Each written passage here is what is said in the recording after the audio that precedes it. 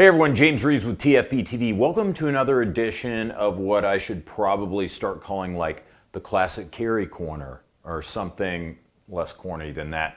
Help me out with a title here, but this all started a few months back whenever I did that review of the Beretta Cheetah 84BB. Started looking at classic pistols, discussing whether or not these guns are still viable carry options today, and going over each pistol kind of on its own merits. So in any event, another installment today, and we're looking at the Sig P230. The Sig P230, pretty frickin' neato. More or less, it's a competitor to the Walther PPK. Post-World War II, German police were carrying Walther PP and Walther PPKs in .32 and .380, and let's just say some German police were carrying PPKs during the pre-post-World War II, if you know what I'm saying. Speaking of which, the Sig P230 derives from the Sauer 38H. This was a pistol made in the then popular trifecta of 25 ACP, 32 ACP, and 380 ACP, all of which are considered more or less to be somewhat underpowered, if not obsolete, by today's standards. The 38H was made in Nazi Germany from 1938 until just after the end of the war by J.P. Sauer. While the P230 might borrow heavily from the 38H, thank God it doesn't inherit any aesthetics from the old pistol, because the 38H is about as ugly as your mom and almost as loud. After the 1972 Munich massacre, where terrorists killed a number of the Israeli Olympic team during the Munich Olympics, the German police force was looking for something a little bit more capable than the petite PPK. So in 1977, German company J.P. Sauer collabed with Swiss company Sig Arms to essentially make an improved PPK. Ultimately, the P230 was not selected by the Germans, but Sig still came out okay as the larger and more powerful Sig P6, also known as the P225, was selected alongside the Walther P5 and the H&K P7.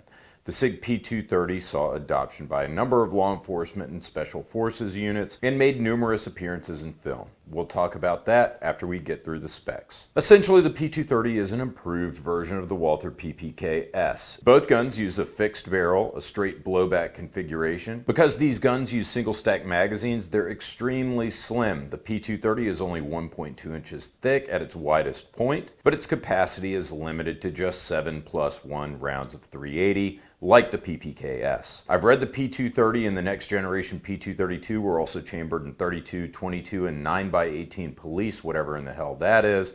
But today we're talking about the .380 only, as this is the only caliber still considered viable out of the four this gun was available in. While the P230 and PPK are both double action, single action hammer fired guns, the P230 doesn't have an external safety. The PPK uses a combo safety decocker that is slide mounted, and it's a little bit more awkward. The P230 is actually configured quite well for carrying. It has flat controls that keep the gun slim and trim and prevent snagging on clothing. Similarly, it has a shrouded hammer that prevents snagging with a small but usable hammer spur. Sticking with the theme of slick carry, the magazine release is a European heel release type like the early HK P7s, P220s, and other European pistols. While American shooters probably prefer the PPK's frame-mounted mag release button, this button can accidentally be deployed while the gun's concealed with disastrous consequences. Unlike the PPK, the P230 doesn't use a hinge trigger guard for field stripping. The P230 and the P232 use a small disassembly lever that rotates 90 degrees counterclockwise, and after the slide's racked to the rear, it can be lifted over the barrel for removal. It has a barrel length of 3.75 inches,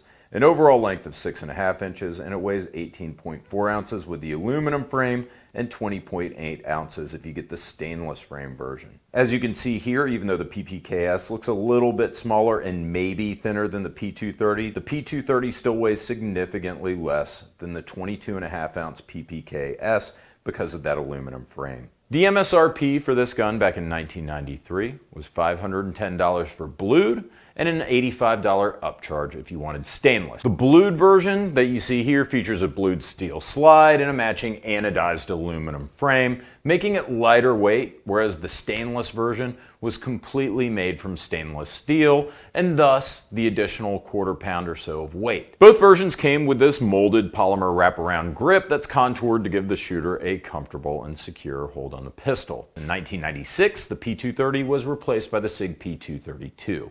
While there were several dozen changes between the two models, the most significant included the P232 using different grips that were not interchangeable with the P230, and for the record, I like the P230 grips better. The 232 got 3-dot sights or night sights, while you've got regular old PPK style sights on this P230.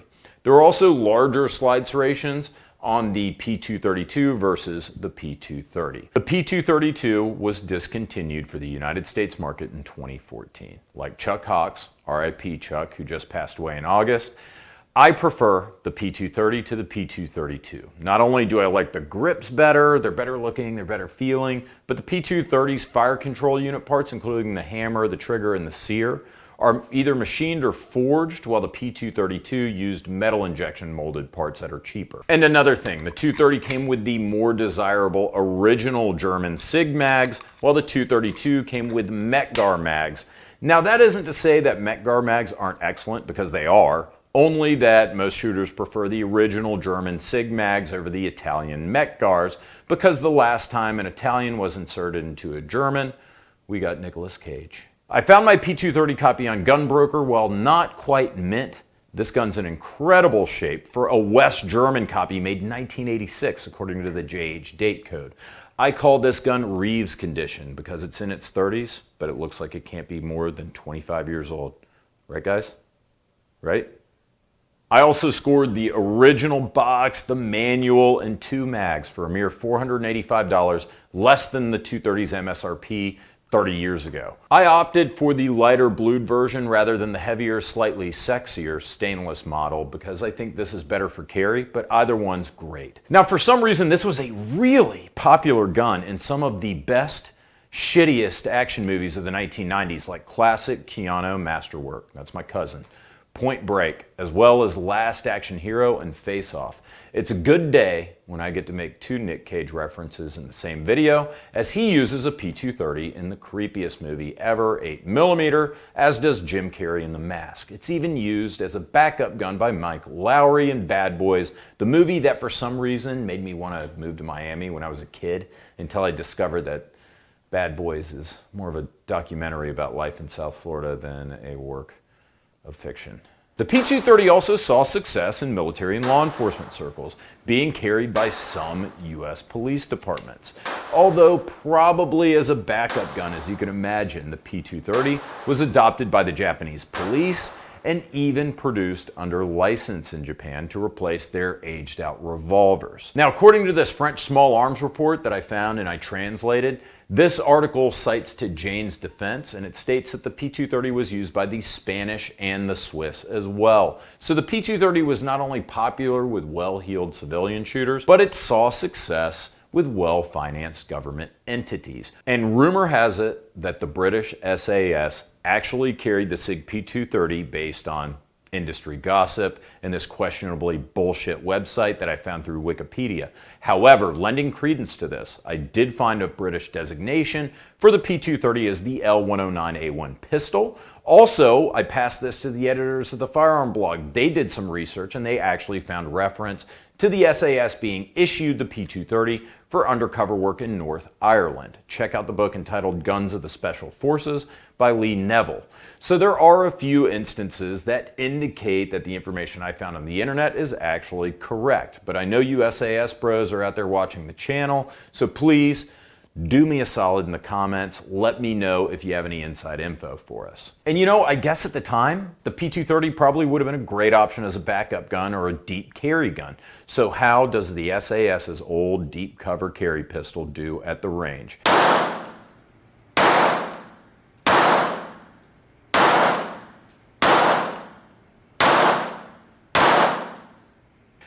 Because this gun's a straight blowback, some shooters describe the P230 as snappy. A couple of flyers there, but 1, 2, 3, 4, 5. It's not bad. Like this has the capability to be a very accurate gun. There's nothing to decelerate the slide other than the recoil spring, so it just kind of works its way back full speed and without a true mechanical delay. However, the grips are comfortable, much better than what you'll find on many PPKs out there and the Makarov, which are terrible grips. And the slide's lightweight, minimizing the reciprocating mass that's moving back into your hand whenever you're shooting. It's got a double action trigger pull of about 10 pounds, which is not bad, and a very smooth 4-pound single action pull. It's a very short trigger pull with minimal take up. Double action is obviously longer and heavier, but that's a feature, not a bug. It's still smoother than most double action pulls on even higher end revolvers on the market today. The sights are traditional SIG design with a dot on the front and a rectangle or bar in the rear sight, a little bit like the Walther PPK. I mentioned the magazine release is surprisingly easy to use despite being on the butt of the gun behind the magazine.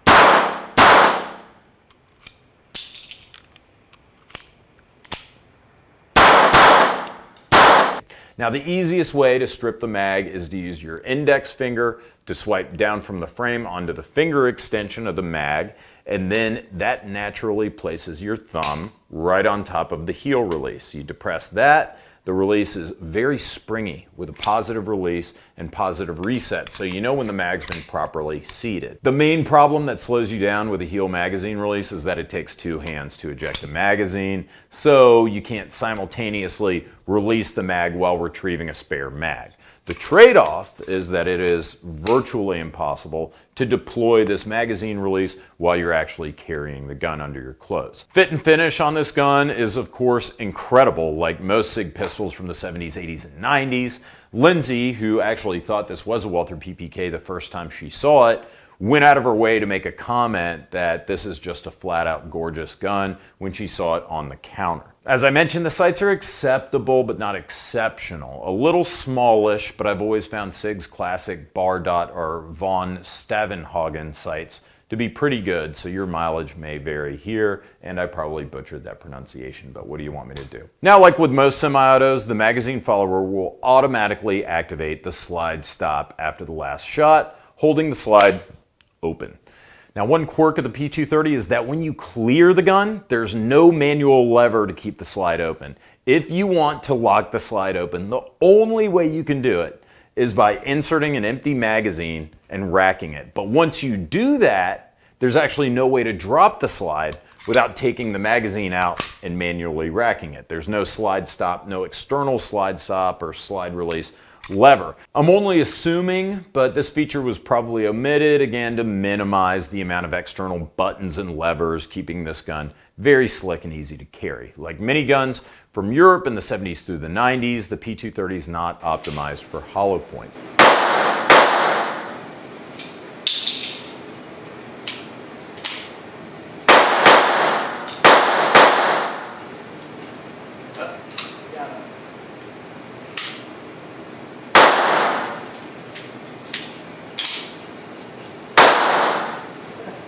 So if you decide to carry this with hollow points, as you should, then I suggest that you test your hollow point rounds out at the range, probably polish the feed ramp, and that seems to do the trick based on my research. As another alternative, you could just get the P232, which had that revamped feed ramp to make it more compatible with modern 380 defensive jacketed hollow points. So to conclude, is this a gun that maybe you could carry today?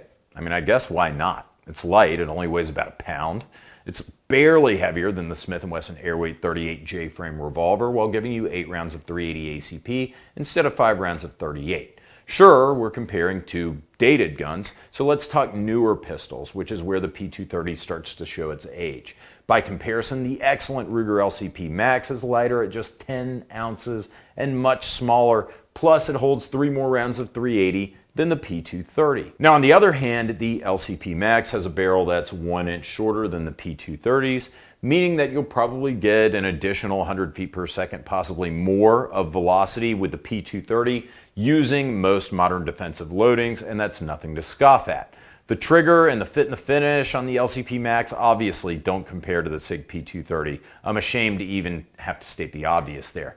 And some viewers will prefer a little extra size and weight to get a fuller grip on the pistol. The P230 gives you that. It'll reduce felt recoil. While the P230 might be outclassed on paper by modern concealed carry guns, it's hardly obsolete by virtue of its excellent ergonomics, its outstanding trigger, top-notch fit and finish, this snag-free, sexy, slick design, and its shootability. I'd still go with the Glock 43X over this. The guns weigh about the same, but the 43X is in a caliber made for adults and with a greater capacity to boot. The verdict: it might be getting older, it might be getting more obsolete, but it's still handsome, charming, and effective when needed. Hey, I did say this gun was in Reeves condition, didn't I? Thanks a ton for watching, guys. As usual, I really enjoy doing these classic carry guns.